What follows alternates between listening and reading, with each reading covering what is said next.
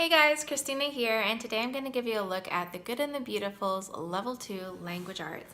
This is a non-denominational Christian curriculum, and I'm going to give you a look at everything because I just had one child complete it, and then I'll kind of share some pros and cons and my thoughts on it.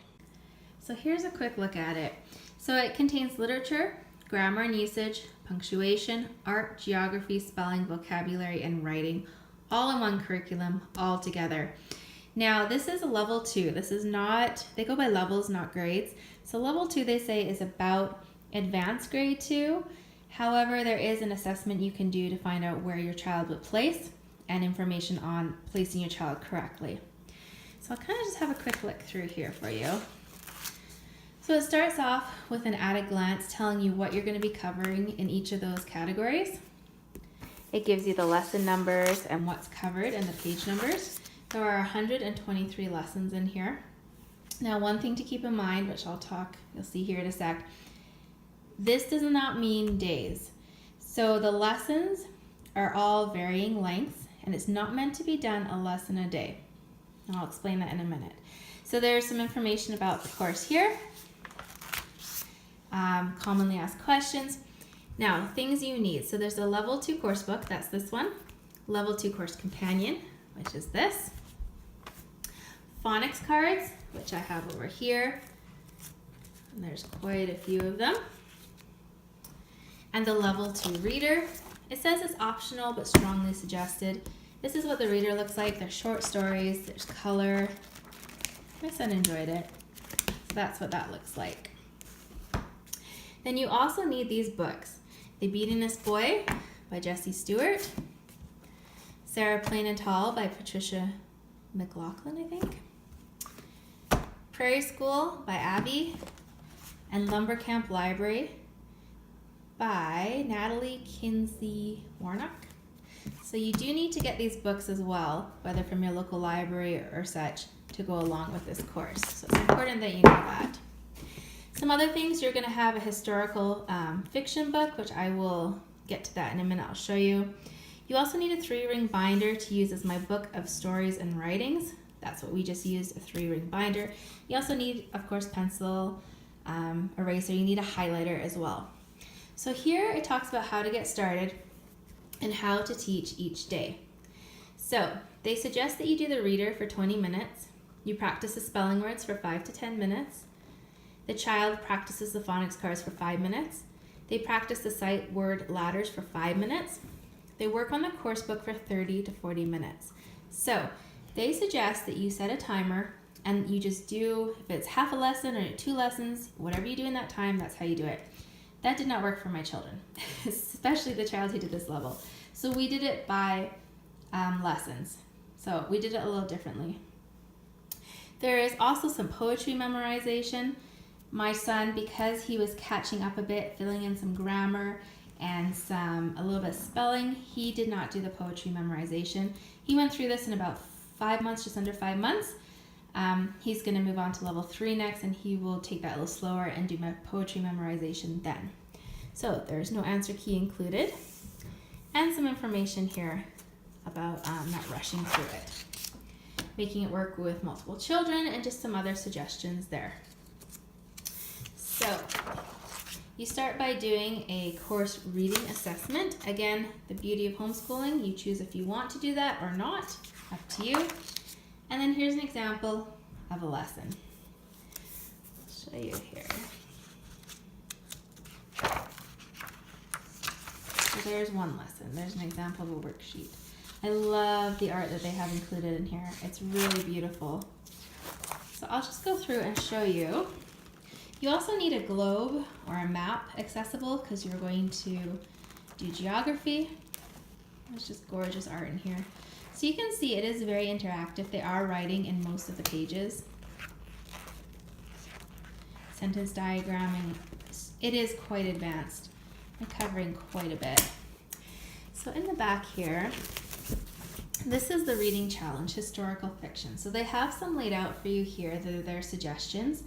I felt like this is a little heavy on the American side base. It is an American program or Canadian, but these are the ones that my son chose. So They're quite simple, short books. They were very, very easy for my son because his reading is at a higher level. And this is the one here. And that's what he chose. So that's kind of a look at that. I'll show you the course companion here. So there's a checklist in the front. These are sight word ladders, so you're going to have them read them. My son really didn't have trouble with it. Once they've done it 3 times, they're done. And you can color the phonics cards when you complete them. You can color them. This is the spelling list. So what I did for my children, is I would ask them to spell the word. If they got it right, it was mastered automatically. If not, then it would go to the reviewed category. And we would choose the 5 that they got wrong, and they would write them as a sentence in their book. And then I have cards as well, flashcards, and I would write the word on it, and they would have to practice that for the week. And again, you can color if you want. These are the spelling rules that are covered in level 2. I learned some stuff here. These are really important. Let's just say I didn't know some of these rules. This is the poetry part that my child didn't do. And then there's assessments. We did some of them, but not all of them. You can see here, these are practice charts. So reading, how quickly they can read and say the words correctly, and decoding, and some maps. So that is what is in there. And then over here, I'll show you his notebook. So we use the notebook for dictation and for his sentences. Just a plain notebook. Dictation is like here, you say the word and they have to spell it, and you have a sentence. They have to get the capitals and punctuation. It is definitely advanced, definitely. They have to get that all correct. So there is a look at that. So here's an example. We just put the words on here. These are mixed up with some of my younger daughters as well.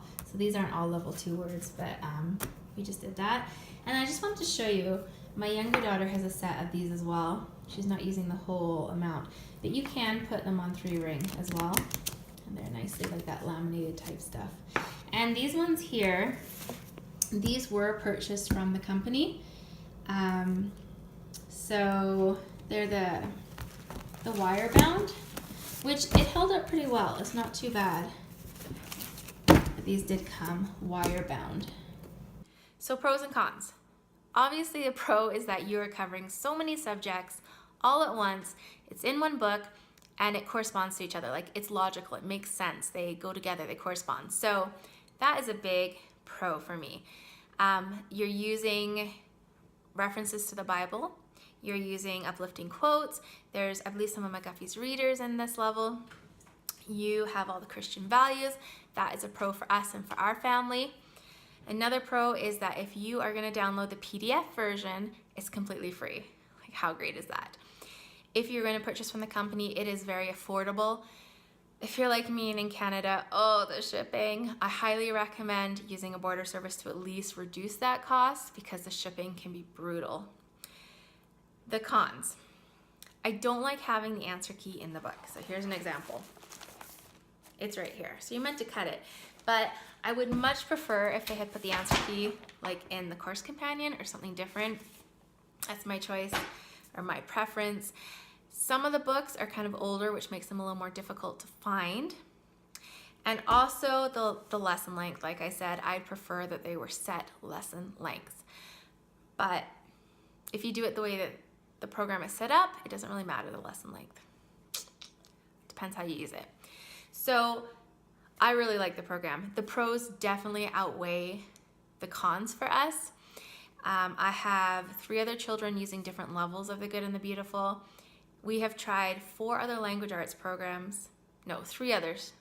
Sorry. This is our 4th. And it works best for our family, hands down. I like all the information that it covers. I mean, they're doing sentence diagramming, they're doing dictation. It feels very thorough, more so than other programs that we've used. And it's engaging. My kids like it. They enjoy doing this. And it's varied, which they like. So definitely, it works for us. We're going to be continuing on.